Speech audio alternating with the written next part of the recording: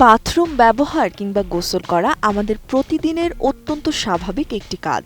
অথচ অসাবধানতা কিংবা ভুল অভ্যেসের কারণে এই বাথরুমে ঘটে যেতে পারে বড় ধরনের দুর্ঘটনা। হঠাৎ মাথা ঘোরা, ভারসাম্য হারিয়ে জ্ঞান হারানো, এমনকি স্ট্রোক কিংবা হার্ট অ্যাটাকের মতো প্রাণঘাতী পরিস্থিতির শিকার হতে পারেন অনেকেই। বিশেষ করে প্রবীণ ব্যক্তি এবং যারা উচ্চ রক্তচাপ, ডায়াবেটিস বা হৃদরোগে ভুগছেন তাদের জন্য এই ঝুঁকি তুলনামূলকভাবে অনেকটাই বেশি।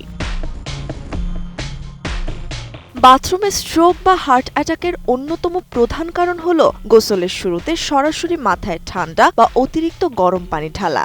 এতে শরীরের তাপমাত্রার হঠাৎ পরিবর্তনে মস্তিষ্কের সংবেদনশীল রক্তনালী সংকুচিত হয়ে রক্তচাপ অস্বাভাবিক হারে বেড়ে যায়। ফলে সূক্ষ্ম রক্তনালী ফেটে গিয়ে হেমোরেজিক স্ট্রোক হওয়া কিংবা রক্ত জমাট বাঁধার মতো মারাত্মক জটিলতা দেখা দিতে পারে। তাই গোসলের সময় সরাসরি মাথায় পানি না দিয়ে প্রথমে পায়ে ও শরীরে ঢেলে শরীরের তাপমাত্রা স্বাভাবিক করে নেওয়া উচিত। এছাড়া দীর্ঘক্ষণ কমোডে বসে থাকার পর হঠাৎ দ্রুত উঠে দাঁড়ালে রক্তচাপ সাময়িকভাবে কমে গিয়ে অর্থোস্ট্যাটিক হাইপোটেনশন হতে পারে, যা থেকে মাথা ঘুরে পড়ে যাওয়ার ঝুঁকি থাকে। অন্যদিকে কোষ্ঠকাঠিন্যের কারণে মলত্যাগের সময় অতিরিক্ত চাপ দিলে রক্তচাপ ও হৃদযন্ত্রের ওপর প্রচণ্ড চাপ পড়ে, ফলে সাময়িক অজ্ঞান হয়ে যাওয়া কিংবা হার্ট অ্যাটাকের ঘটনা ঘটতে পারে।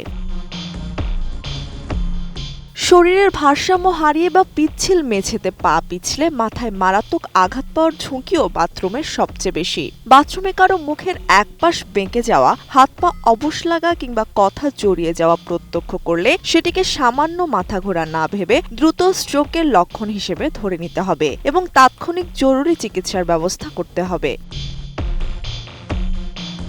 এ ধরনের অঘটন এড়াতে বাথরুমের মেঝে সবসময় শুকনো ও পরিষ্কার রাখা, অ্যান্টিস্লিপ ম্যাট ব্যবহার করা এবং প্রবীণদের চলাচলের সুবিধার্থে বাথরুমে সাপোর্ট বার বা হাতল বসানো উচিত। পাশাপাশি বাথরুমে ঢুকলে ভেতর থেকে শক্ত করে লক না করা এবং অতিরিক্ত ঠান্ডা পানি এড়িয়ে সহনীয় তাপমাত্রার পানি দিয়ে ধীরে ধীরে গোসল সম্পন্ন করার পরামর্শ দিচ্ছেন চিকিৎসকরা। ত্রিবেণী তনু, ATN নিউজ।